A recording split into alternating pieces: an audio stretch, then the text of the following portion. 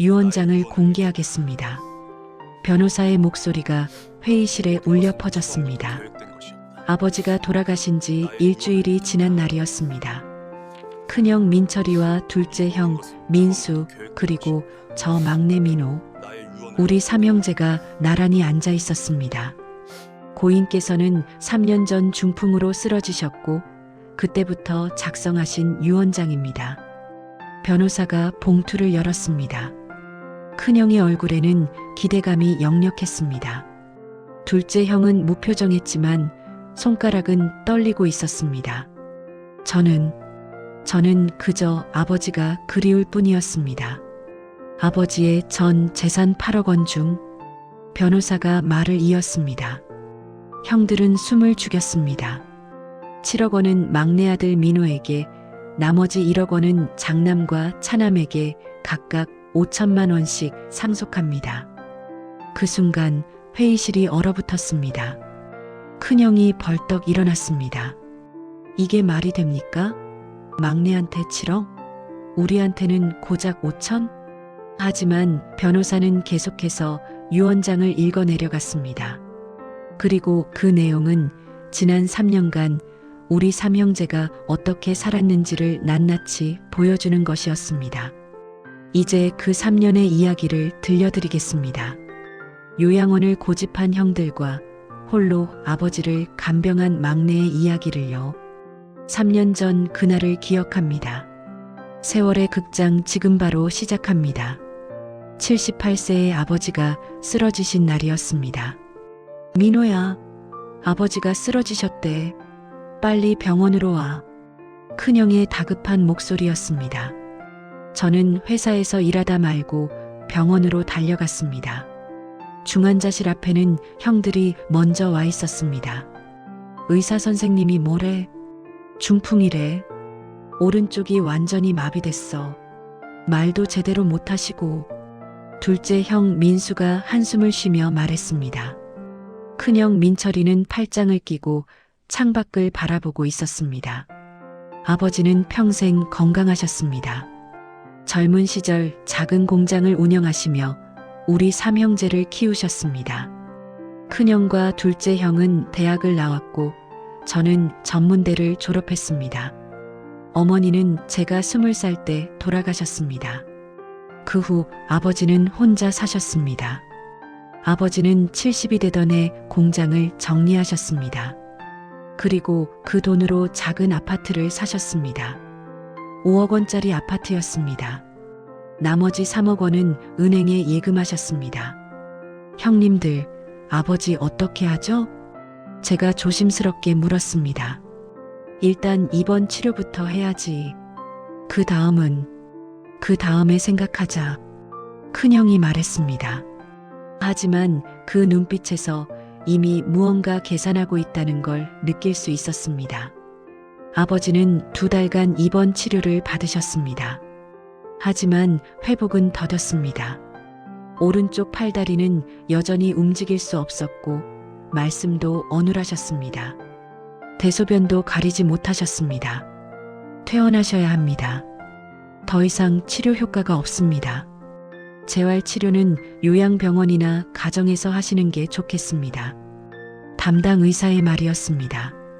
그날 저녁 우리 삼형제는 병원 로비에서 회의를 했습니다. 아버지를 어떻게 할까? 큰형이 입을 열었습니다. 요양원 보내는 게 어때? 우리가 다 직장 다니잖아. 집에서 모시기는 힘들어. 둘째 형이 맞장구 쳤습니다. 맞아. 요양원이 전문적으로 간병해 주니까 오히려 아버지한테도 나을 거야. 저는 고개를 저었습니다. 형님들, 요양원은 너무한 거 아니에요? 아버지가 평생 우리 키우셨는데. 그럼 내가 모실래? 넌 결혼도 안 했으니까 괜찮겠네. 큰형의 말투가 차가웠습니다. 나는 회사도 다니고 아내도 있고 애들도 키워야 해. 솔직히 여유가 없어. 둘째 형도 거들었습니다. 저도 회사 다니는데요. 너는 독신이잖아. 시간 많지. 그리고 너 월급이 제일 적잖아. 아버지 모시면서 간병비라도 받으면 되지. 큰형의 말에 가슴이 철렁했습니다. 간병비라니요. 아버지를 돈으로 환산하는 말이었습니다. 형님들, 그래도 아버지를. 민호야, 현실적으로 생각해. 아버지 요양원비는 우리가 3등분해서 낼게. 한 달에 200만 원이면 1인당 70만 원씩만 내면 돼. 괜찮은 조건이야. 큰형은 이미 결정한 듯 했습니다. 둘째 형도 고개를 끄덕였습니다. 저는 반대합니다. 제가 힘겹게 말했습니다. 그럼 내가 모셔. 우리는 요양원 보내는 거로 결론 났어. 큰형이 자리에서 일어났습니다. 둘째 형도 따라 일어났습니다. 저는 그 자리에 홀로 남았습니다. 그날 밤 아버지 병실을 찾아갔습니다. 아버지는 침대에 누워 계셨습니다. 한쪽 눈에서 눈물이 흘러내리고 있었습니다. 아버지, 저 민호예요. 으흐. 아버지는 말씀을 제대로 하지 못하셨습니다. 하지만 그 눈빛으로 모든 걸 말씀하고 계셨습니다. 요양원에 가기 싫다고, 집에서 자식들과 있고 싶다고. 저는 그날 밤 결심했습니다. 아버지를 제가 모시기로요. 회사에 휴직계를 냈습니다. 상사에게 말했을 때 돌아온 대답은 차가웠습니다. 민호 씨, 휴직하면 복직 보장 못합니다. 요즘 경기가 안 좋아서. 알겠습니다. 그래도 아버지를 모셔야 해서요. 42년을 다닌 회사였습니다. 대리까지 올라갔지만 더 이상의 승진은 어려워 보였습니다. 월급은 300만 원이었습니다. 적은 돈이었지만 혼자 사는 저에게는 충분했습니다. 하지만 이제 아버지를 모셔야 했습니다. 회사를 관둘 수밖에 없었습니다. 아버지를 제 원룸으로 모셔왔습니다. 좁았습니다. 10평 남짓한 공간에 침대를 하나 더 들여놓으니 발 디딜 틈이 없었습니다. 민호야, 너 미쳤니? 아버지를 이런 데 모시게? 큰형이 찾아와서 소리를 질렀습니다. 형님, 제가 모실 수 있는 건 여기밖에 없어요. 요양원 보내면 되잖아. 우리가 돈 낸다니까? 아버지가 요양원 가기 싫어하세요. 아버지가 뭘 안다고. 중풍 걸려서 판단력도 없는데. 큰형은 화를 내며 나갔습니다. 둘째 형은 아예 얼굴도 비추지 않았습니다. 간병은 생각보다 힘들었습니다. 아버지는 대소변을 가리지 못하셨습니다. 하루에 5번씩 기저귀를 갈아드려야 했습니다. 목욕도 이틀에 한 번씩 시켜드려야 했습니다. 아버지, 일어나세요. 씻으셔야죠. 아버지는 몸을 움직이려 애쓰셨지만 오른쪽은 마비되어 있었습니다. 제가 아버지를 안아서 욕실로 옮겼습니다. 78세의 아버지는 가벼우셨습니다. 50kg도 안 돼 보였습니다. 밤에는 더 힘들었습니다. 아버지는 자주 깨셨습니다. 불편하시면 신음소리를 내셨습니다. 저는 그 소리에 깨어나 자세를 바꿔드렸습니다. 욕창이 생기지 않도록 2~3시간마다 뒤집어 드려야 했습니다. 한 달이 지났습니다. 제 몸무게는 10kg이 빠졌습니다. 잠을 제대로 자지 못했고 밥도 거를 때가 많았습니다. 저축한 돈은 빠르게 줄어갔습니다. 큰형에게 전화했습니다. 형님, 간병비 좀 도와주실 수 있어요? 제가 회사를 그만두다 보니 우리가 요양원비 낼 준비는 돼 있었어. 근데 내가 집에서 모시겠다며? 그건 내 선택이잖아. 형님, 그래도 아버진데. 민호야, 나도 생활이 빠듯해. 애들 학원비만 한 달에 200 넘게 나가. 미안하지만 도와줄 수 없어. 전화가 끊어졌습니다. 둘째 형에게도 연락했습니다. 형, 저 민호예요. 혹시? 민호야, 미안한데 나도 여유가 없어. 대출 이자 갚는 것도 빠듯하거든. 알아서 해. 둘째 형도 마찬가지였습니다. 저는 홀로 버텨야 했습니다. 아버지의 연금 80만 원이 전부였습니다. 거기에 제 저축을 조금씩 깨며 생활했습니다. 3개월이 지났습니다. 아버지는 조금씩 좋아지셨습니다. 재활 운동을 꾸준히 시켜드렸습니다. 오른팔을 천천히 움직이는 연습을 하셨습니다. 말씀도 조금씩 나아지셨습니다. 호, 네, 아버지. 전 여기 있어요. 다. 아버지의 눈에서 눈물이 흘렀습니다. 저도 울었습니다. 힘들었지만 후회하지 않았습니다. 6개월이 지났습니다. 원룸 월세를 낼 수 없었습니다. 저는 아버지를 모시고 더 싼 곳으로 이사했습니다. 반지하 단칸방이었습니다. 월세 40만 원이었습니다.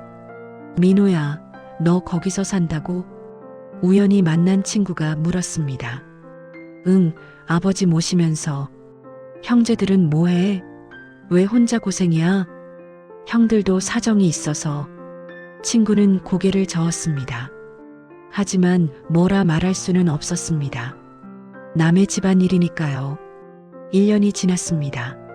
아버지는 많이 좋아지셨습니다. 지팡이를 짚고 화장실까지 갈 수 있게 되셨습니다. 말씀도 또렷해졌습니다. 민호야, 네, 아버지. 미안하다. 내 인생을 이렇게 만들어서. 아버지, 그런 말씀 마세요. 저는 괜찮아요. 형들은 한 번도 안 왔구나.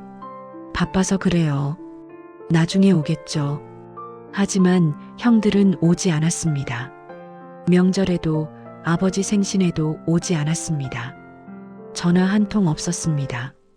1년 6개월이 지났습니다. 제 저축은 바닥났습니다. 아르바이트를 시작했습니다. 새벽에 신문 배달을 했습니다. 한 달에 80만 원을 벌었습니다. 아버지 연금과 합치면 160만 원이었습니다. 빠듯했지만 버틸만 했습니다. 어느 날 큰형이 찾아왔습니다. 1년 만이었습니다. 아버지, 오래간만입니다. 큰형은 형식적으로 인사했습니다. 아버지는 아무 말씀도 하지 않으셨습니다. 민호야, 나 좀 보자. 큰형이 저를 밖으로 불렀습니다. 뭐 하려고 왔어요, 형? 아버지 재산 말인데. 아버지 명의로 된 아파트 있잖아. 그거 팔아서 요양원비로 쓰면 어때? 형님, 그게 아버지 유일한 재산인데요. 어차피 아버지 연세도 있고 나중에 우리가 상속받을 건데 미리 정리하는 게 나을 것 같아서. 형님은 1년 동안 한 번도 안 오시고 이제 와서 재산 이야기만 하시네요. 뭐, 너 지금 나한테 대드는 거야? 아닙니다. 그냥 실망스러워서 그래요. 큰형은 화를 내며 떠났습니다. 그날 이후로 연락이 끊어졌습니다. 2년이 지났습니다. 아버지는 더욱 좋아지셨습니다. 혼자 식사도 하실 수 있게 되었고 짧은 산책도 가능해졌습니다. 민호야, 오늘은 공원에 가자. 네, 아버지. 좋아요. 우리는 동네 작은 공원에 나갔습니다. 아버지는 벤치에 앉으셨고 저는 옆에 앉았습니다. 민호야. 네, 아버지. 너 때문에 아버지가 살았다. 무슨 말씀이세요? 중풍 걸렸을 때 아버지는 죽고 싶었어. 자식들한테 짐이 되고 싶지 않았거든. 근데 내가 나를 포기하지 않았잖아. 아버지의 눈에 눈물이 고였습니다. 형들이 요양원 보내자고 했을 때 아버지는 마음이 무너졌어. 내가 평생 키운 자식들이 나를 버리는구나 싶었지. 근데 너는 달랐어. 아버지, 너는 회사도 그만두고 내 인생을 희생하면서 나를 돌봤어. 아버지가 얼마나 고마운지 몰라. 아버지, 당연한 일 했을 뿐이에요. 아니야. 당연한 게 아니야. 요즘 세상에 부모 모시는 자식이 몇이나 되겠니? 우리는 한참을 말없이 앉아 있었습니다. 햇살이 따뜻했습니다. 2년 6개월이 지났습니다. 어느 날 아버지가 말씀하셨습니다. 민호야, 변호사 한 분 모셔오자. 변호사요? 무슨 일이세요? 유언장을 쓰려고. 아버지, 아직 그런 거 생각하시기 이르죠. 아니야. 아버지 나이가 이제 80이야. 언제 무슨 일이 생길지 모르잖아. 저는 변호사를 모셔왔습니다. 아버지는 정신이 또렷하셨습니다. 변호사는 아버지의 의사 능력을 확인했습니다. 유언 내용을 말씀해 주십시오. 제 전 재산은 제 아파트 5억 원과 예금 3억 원이 있습니다. 총 8억 원입니다. 변호사가 받아 적었습니다. 그중 7억 원은 막내 아들 민호에게 상속합니다. 나머지 1억 원은 장남과 차남에게 각각 5천만 원씩 상속합니다. 저는 깜짝 놀랐습니다.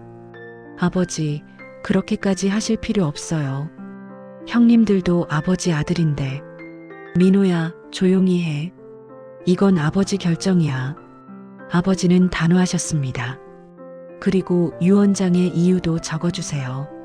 장남과 차남은 아버지가 중풍으로 쓰러진 후 3년 동안 단 한 번도 찾아오지 않았습니다. 요양원에 보내자고만 했고 간병비 한 푼 보내지 않았습니다.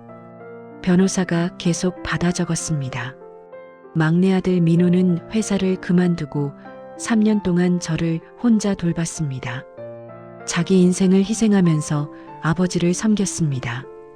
이것이 진짜 효도입니다. 그래서 저는 제 재산의 대부분을 민호에게 줍니다. 아버지, 민호야, 이건 내가 받아야 할 몫이야. 3년 동안 고생한 거 아버지가 다 알아. 유언장이 작성되었습니다. 증인도 2명 세웠습니다. 법적으로 완벽한 유언장이었습니다. 2년 9개월이 지났습니다. 둘째 형이 찾아왔습니다. 2년 만이었습니다. 아버지, 잘 지내셨어요? 그래, 잘 지냈지. 내 동생 덕분에. 둘째 형은 멋쩍게 웃었습니다. 민호야, 수고 많았어. 근데 말이야. 아버지 요양원 보내는 거 다시 생각해 볼래? 너도 힘들잖아. 형, 저는 괜찮아요. 아니야, 내가 이렇게 사는 건 아니잖아. 요양원 보내고 넌 다시 취직해. 둘째 형은 걱정하는 척 했지만 저는 알 수 있었습니다.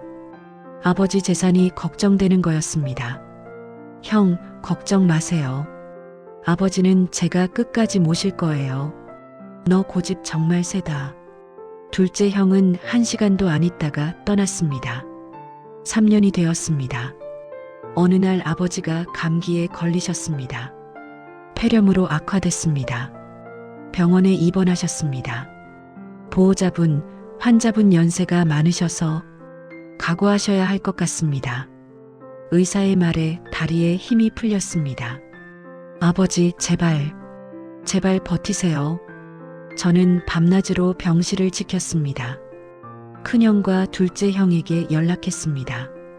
형님들, 아버지가 위독하세요. 빨리 오세요. 알았어. 갈게. 하지만 형들은 오지 않았습니다. 다음 날에야 큰형이 왔습니다. 둘째 형은 사흘 후에 왔습니다. 아버지, 저 왔습니다. 큰형이 형식적으로 인사했습니다. 아버지는 눈을 뜨셨습니다. 하지만 아무 말씀도 하지 않으셨습니다. 일주일이 지났습니다. 아버지의 상태는 점점 나빠졌습니다. 의식이 흐려지셨습니다. 민호야, 네 아버지, 여기 있어요. 고맙다. 너 때문에. 아버지가 행복했다. 아버지, 그런 말씀하지 마세요. 괜찮아지실 거예요. 아버지는 너를 자랑스러워한다. 그것이 아버지의 마지막 말씀이었습니다. 그날 밤 아버지는 숨을 거두셨습니다. 80세의 삶이었습니다. 저는 아버지의 손을 잡고 한참을 울었습니다. 3년간 함께한 시간들이 주마등처럼 지나갔습니다. 장례식은 조용히 치러졌습니다. 친척들이 몇 분 오셨고 아버지의 오랜 친구 몇 분이 오셨습니다. 큰형과 둘째 형은 조문객들에게 인사했습니다. 마치 자기들이 3년 동안 아버지를 모신 것처럼 행동했습니다. 아버지를 잘 모셨다면서요? 고생 많으셨겠어요. 아이고, 뭐려. 당연한 일을 했죠. 큰형이 겸손한 척했습니다. 저는 아무 말도 하지 않았습니다. 장례를 마치고 일주일 후 변호사 사무실에 모였습니다. 유언장을 공개하는 날이었습니다. 유언장을 공개하겠습니다. 변호사가 말했습니다. 그리고 앞서 말한 그 내용을 읽었습니다. 아버지의 전 재산 8억 원 중 7억 원은 막내 아들 민호에게, 나머지 1억 원은 장남과 차남에게 각각 5천만 원씩 상속합니다. 뭐라고요? 큰형이 벌떡 일어났습니다. 이게 무슨 소리예요? 막내한테 7억? 우리한테는 고작 5천?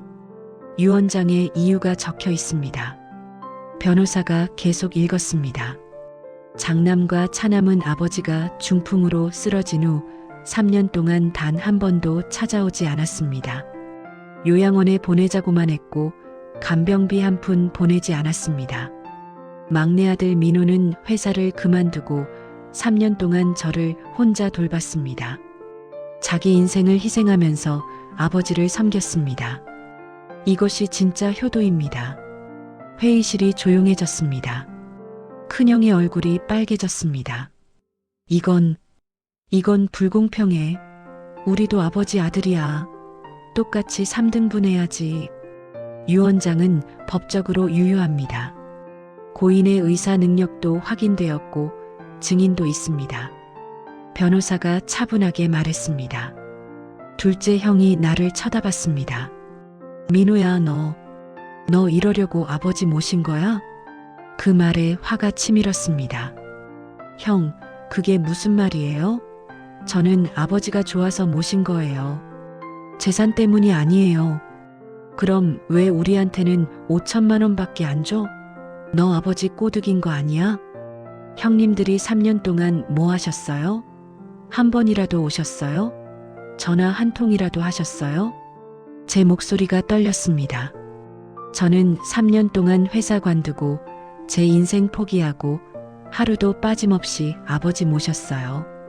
밤에 2시간마다 자세 바꿔드리고 기저귀 갈아드리고 재활 운동 시켜드리고. 큰형이 말을 끊었습니다. 그래, 내가 고생한 건 인정해. 근데 7억은 너무 많아. 절반만 줘. 3억 5천씩 나누자. 안 됩니다. 이건 아버지의 뜻이에요. 유언장 무효 소송 걸 거야. 큰형이 소리쳤습니다. 그러시든지요. 하지만 법정에 가면 형님들이 더 창피해질 거예요. 3년 동안 아버지 한 번도 안 찾아본 거 다 기록에 남아있거든요. 변호사가 서류를 꺼냈습니다. 병원 면회 기록, 아버님 통장 내역 모두 증거로 제출할 수 있습니다. 민호 씨가 3년 동안 혼자 간병한 것, 형제분들이 간병비 한 푼 안 낸 것 다 입증됩니다. 큰형은 말문이 막혔습니다. 둘째 형도 고개를 숙였습니다. 민호 씨, 재산을 형제분들과 나누실 생각은 없으십니까? 변호사가 물었습니다.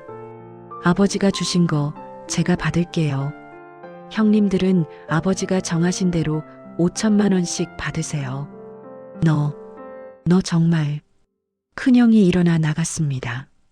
둘째 형도 따라 나갔습니다. 회의실에 저와 변호사만 남았습니다. 민호 씨, 잘하셨습니다.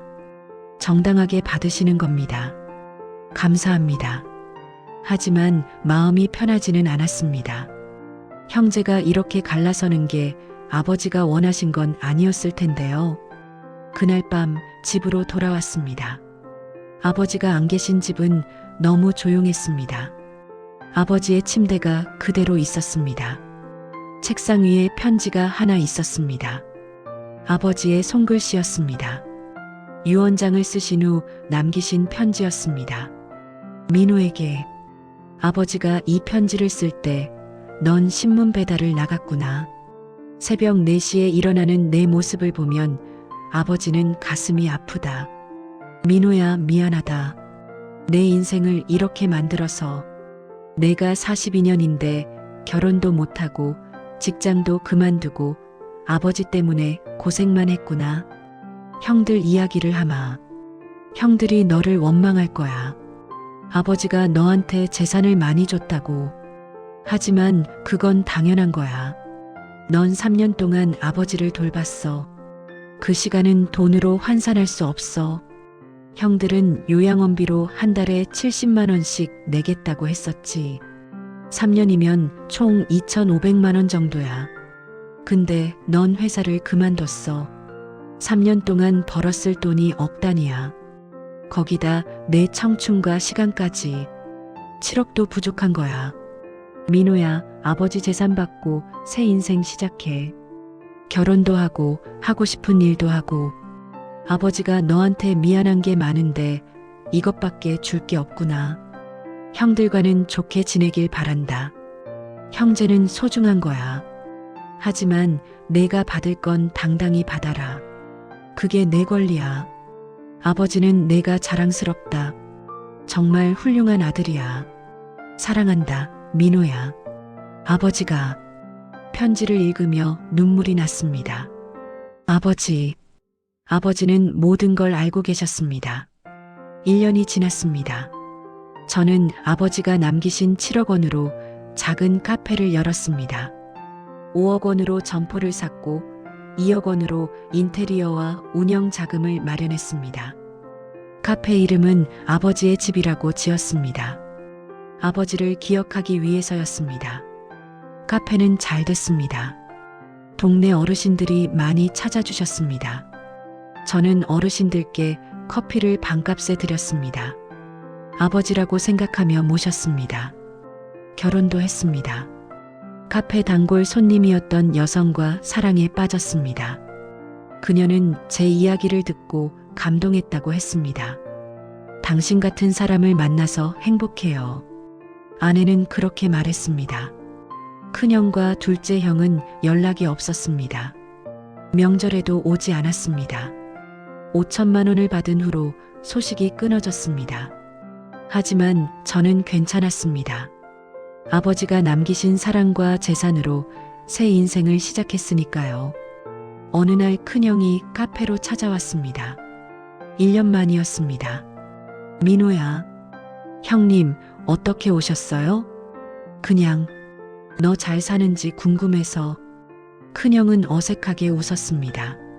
커피 한 잔 드릴까요? 그래, 고맙다. 우리는 마주 앉았습니다. 한참 침묵이 흘렀습니다. 민호야, 미안하다. 형님, 형이 잘못했어. 아버지 아프실 때 나 몰라라 했잖아. 형이 형답지 못했어. 큰형의 눈에 눈물이 고였습니다. 형님, 이제 와서 그런 말씀하시면. 알아, 나도 알아. 변명할 생각 없어. 그냥 미안하다는 말하고 싶었어. 저는 고개를 끄덕였습니다. 형님, 커피 드세요. 서비스예요. 고맙다, 민호야. 그날 이후로 큰형이 가끔 카페에 들렀습니다. 둘째 형도 한번 왔습니다. 우리는 천천히 관계를 회복해 갔습니다. 아버지가 바라신 게 이거였을까요? 형제가 다시 화해하는 거. 저는 매일 아침 아버지 사진에 절을 했습니다. 아버지, 잘 지내고 있어요. 아버지 덕분에 행복하게 살고 있어요. 감사합니다, 아버지. 3년간의 간병은 힘들었지만 제 인생 최고의 시간이었습니다.